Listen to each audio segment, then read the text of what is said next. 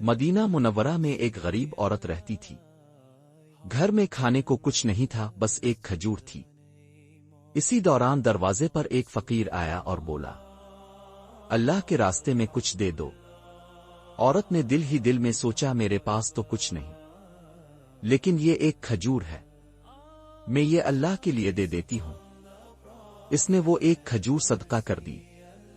کچھ دیر بعد جب اس کا شوہر گھر آیا تو اس کے ہاتھ میں کھجوروں کی ایک پوری ٹوکری تھی۔ شوہر نے کہا، بازار میں ایک اجنبی ملا، اس نے کہا یہ ٹوکری ان لوگوں کے لیے ہے جو اللہ کے راستے میں دیتے ہیں۔ نبی نے فرمایا، صدقہ مال کو کم نہیں کرتا بلکہ بڑھاتا ہے۔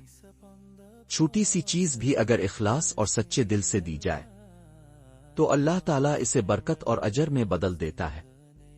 اللہ نیت کو دیکھتا ہے، چیز کی قیمت کو نہیں۔